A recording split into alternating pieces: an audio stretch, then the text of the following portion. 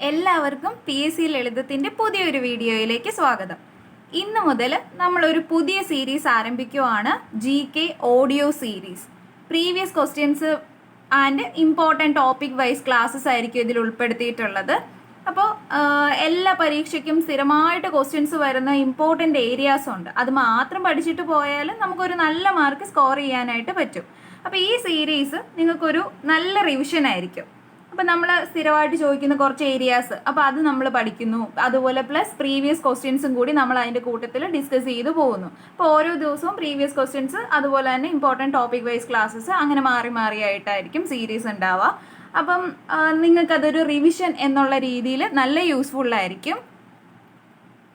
പിന്നെ എല്ലാവർക്കും ഇപ്പം ആദ്യം മുതലേ പഠിച്ചു വരാൻ ഇപ്പം പറ്റുന്നുണ്ടാവില്ല, കാരണം വെക്കേഷനാണ്, വീട്ടിൽ കുട്ടികളുണ്ട്, അപ്പോൾ പഠിക്കാൻ നമുക്ക് സമയം കിട്ടുന്നുണ്ടാവില്ല.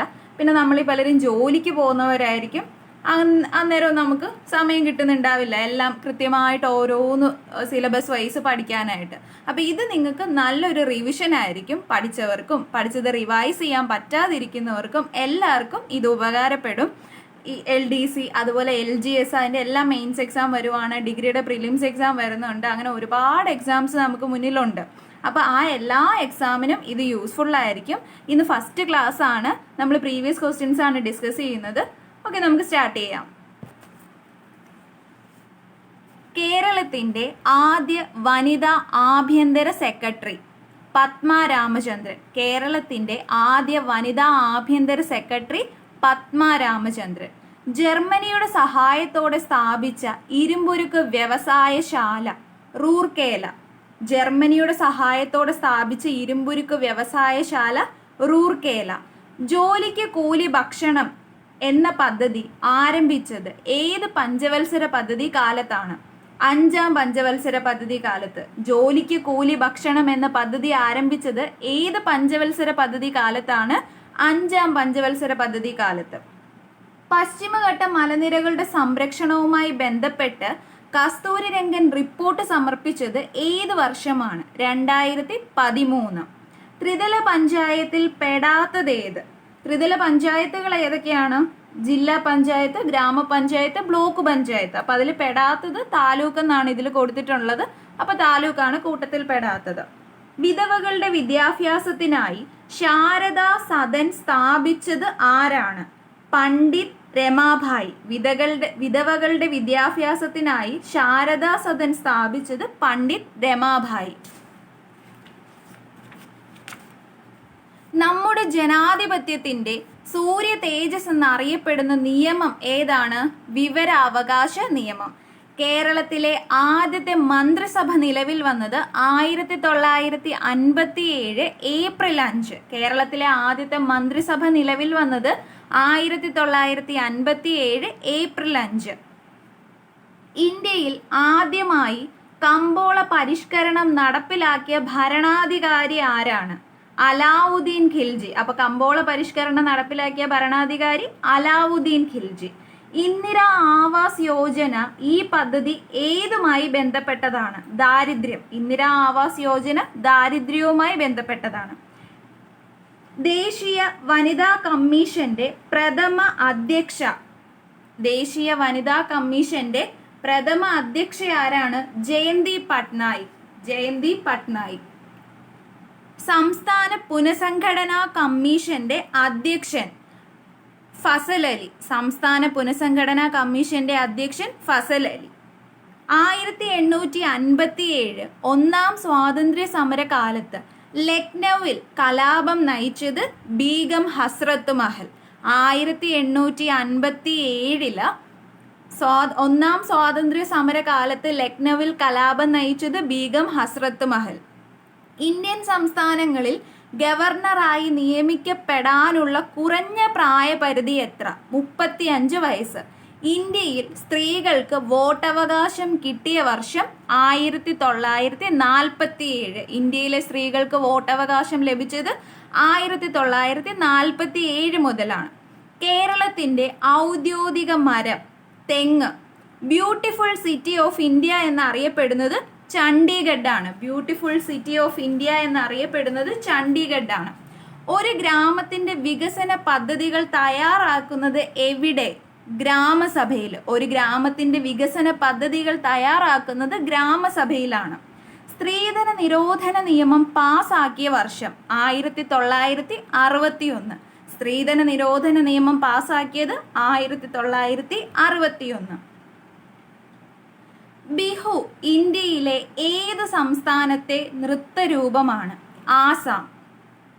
കേരള സർക്കാരിൻ്റെ ഏറ്റവും വലിയ വരുമാന മാർഗ നികുതി, കേരള സർക്കാരിൻ്റെയാണ് ചോദിച്ചിരിക്കുന്നത്, വിൽപ്പന നികുതി. കേരള സർക്കാരിൻ്റെ ഏറ്റവും വലിയ വരുമാന മാർഗ നികുതി വിൽപ്പന നികുതിയാണ്.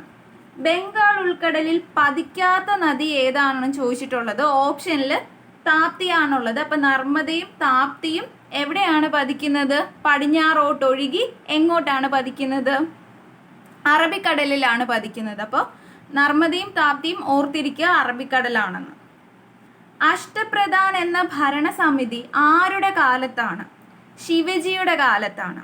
ദേശീയ പട്ടികവർഗ കമ്മീഷന്റെ ആദ്യത്തെ ചെയർമാൻ, ദേശീയ പട്ടികവർഗ കമ്മീഷന്റെ ആദ്യ ചെയർമാൻ കൻവർ സിംഗ്. ദേശീയ ഗ്രാമീണ തൊഴിലുറപ്പ് പദ്ധതി പാർലമെന്റ് പാസാക്കിയ വർഷം 2005. ആറ്റത്തിലെ നെഗറ്റീവ് ചാർജുള്ള കണമേത്? ആറ്റത്തിലെ നെഗറ്റീവ് ചാർജുള്ള കണമാണ് ഇലക്ട്രോൺ. ഭൂവൽക്കത്തിൽ ഏറ്റവും കൂടുതലായി കാണപ്പെടുന്ന മൂലകം ഓക്സിജൻ. ഭൂവൽക്കത്തിൽ ഏറ്റവും കൂടുതലായിട്ട് കാണപ്പെടുന്നത് ഓക്സിജൻ. അന്തരീക്ഷത്തിലാണെങ്കിൽ നൈട്രജൻ. പ്രപഞ്ചത്തിലാണെങ്കിൽ ഏറ്റവും കൂടുതൽ എന്താണ്? ഹൈഡ്രജൻ ആണ്. പ്രപഞ്ചത്തിലാണെങ്കിൽ ഏറ്റവും കൂടുതൽ ഹൈഡ്രജൻ ആണ്. ചലനം മൂലം ഒരു വസ്തുവിന് ലഭ്യമാകുന്ന ഊർജമാണ് ഗതികോർജം. ചലനം മൂലം ഒരു വസ്തുവിന് ലഭിക്കുന്ന ഊർജമാണ് ഗതികോർജം. താപത്തിന്റെ യൂണിറ്റ് എന്ത്? താപത്തിന്റെ യൂണിറ്റ് ജൂൾ. ശബ്ദത്തിന്റെ ഉച്ചത അളക്കുന്നതിനുള്ള ഉപകരണം ഏതാണ്? Decibel meter. ശബ്ദത്തിന്റെ ഉച്ചത അളക്കുന്നത് ഡെസിബൽ മീറ്റർ. ആദ്യത്തെ കൃത്രിമ പ്ലാസ്റ്റിക് ഏതാണ്? ബേക്കലൈറ്റ്. ആദ്യത്തെ കൃത്രിമ പ്ലാസ്റ്റിക് ആണ് ബേക്കലൈറ്റ്. ഭൂഗുരുത്വാകർഷണ നിയമത്തിന്റെ ഉപജ്ഞാതാവ് ഐസക് ന്യൂട്ടൺ. സൗര സ്പെക്ട്രത്തിലെ തരംഗദൈർഘ്യം കൂടിയ വർണ്ണം ചുവപ്പ്. ചുവപ്പിനാണ് തരംഗദൈർഘ്യം ഏറ്റവും കൂടുതൽ. തരംഗദൈർഘ്യം ഏറ്റവും കുറവ് ഏതിനാണ്? വയലറ്റിനാണ്. അലൂമിനിയത്തിന്റെ അയിര് ബോക്സൈറ്റ്. അലൂമിനിയത്തിന്റെ അയിര് ഏതാണ്? ബോക്സൈറ്റ്. ഒരുപാട് തവണ ചോദിച്ചിട്ടുള്ള ക്വസ്റ്റ്യൻസ് ആണ് ഇതെല്ലാം. കേരള വന നിയമം പ്രാബല്യത്തിൽ വന്നത് 1961. മീനാമാത ദുരന്തത്തിന് കാരണമായ രാസവസ്തുവാണ് മീഥൈൽ മെർക്കുറി. മീനാമാത ദുരന്തത്തിന് കാരണമായ രാസവസ്തു മീഥൈൽ മെർക്കുറി. കേരള വന നിയമമാണ് ചോദിച്ചത്. കേരള വന നിയമം പ്രാബല്യത്തിൽ വന്ന വർഷം 1961. ഇതേ വർഷമാണ് സ്ത്രീധന നിരോധന നിയമവും നിലവിൽ വന്നത്. ആൽഗകളെ കുറിച്ചുള്ള പഠനം ഏതു പേരിൽ അറിയപ്പെടുന്നു? ഫൈക്കോളജി.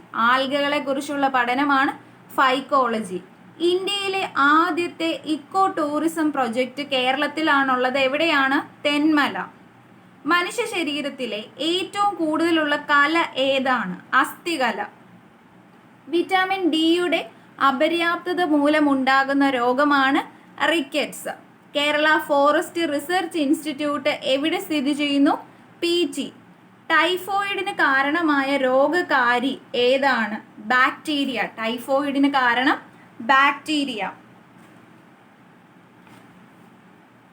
അന്താരാഷ്ട്ര വനദിനം എന്നാണ്? മാർച്ച് 21. അന്താരാഷ്ട്ര വനദിനം മാർച്ച് 21. ഒന്നാം സ്വാതന്ത്ര്യ സമരം പൊട്ടിപ്പുറപ്പെട്ടത് എന്നാണ്?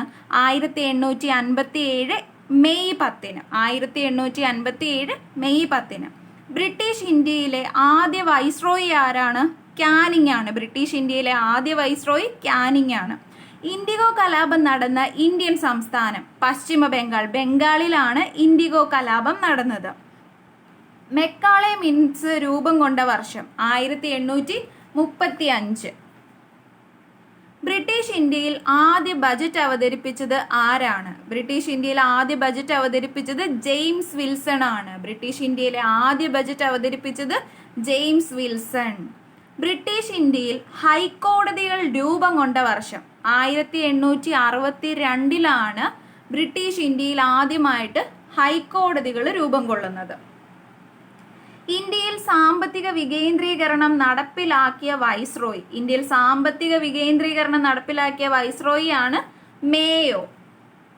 സ്വതന്ത്ര ഇന്ത്യയിൽ ആദ്യമായി സെൻസസ് ഏർപ്പെടുത്തിയത് 1951 സ്വതന്ത്ര ഇന്ത്യയിൽ ആദ്യമായി സെൻസസ് ഏർപ്പെടുത്തിയത് 1951.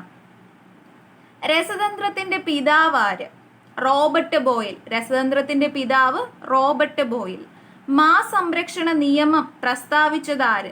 ലെവോസിയെ. മാസംരക്ഷണ നിയമം പ്രസ്താവിച്ചത് ലെവോസിയെ. ആധുനിക പീരിയോഡിക് ടേബിളിൽ എത്ര മൂലകങ്ങളാണുള്ളത്? 118 മൂലകങ്ങൾ. അറ്റോമിക സിദ്ധാന്തം ആവിഷ്കരിച്ചത് ആരാണ്? John Dalton. അപ്പൊ ആറ്റം സിദ്ധാന്തം ജോൺ ഡാൾട്ടൺ. മൂലകങ്ങൾക്ക് പ്രതീകം നൽകിയത് ആരാണ്? ബെർസേലിയസ്. മൂലകങ്ങൾക്ക് പ്രതീകം നൽകിയത് ബെർസേലിയസ്. ലെഡിന്റെ ആധിക്യം മൂലം ഉണ്ടാകുന്ന രോഗമാണ് പ്ലംബിസം. ലെഡിന്റെ ആധിക്യം മൂലം ഉണ്ടാകുന്നത് പ്ലംബിസം. ബ്ലാക്ക് ലെഗ് എന്ന രോഗത്തിന് കാരണം ഏത് മൂലകമാണ്? ആഴ്സനിക്. ബ്ലാക്ക് ലെഗ് എന്ന രോഗത്തിന് കാരണമായ മൂലകമാണ് ആഴ്സനിക്. ഭക്ഷണ പദാർത്ഥങ്ങൾക്ക് മഞ്ഞ നിറം നൽകുന്ന രാസവസ്തു ഏതാണ്? ടാർട്രസിൻ. ഭക്ഷണ പദാർത്ഥങ്ങൾക്ക് മഞ്ഞ നിറം നൽകുന്ന രാസവസ്തു ടാർട്രസിൻ. നിളയുടെ കവി ആരാണ്? പി കുഞ്ഞിരാമൻ നായർ. നിളയുടെ കവി പി കുഞ്ഞിരാമൻ നായർ.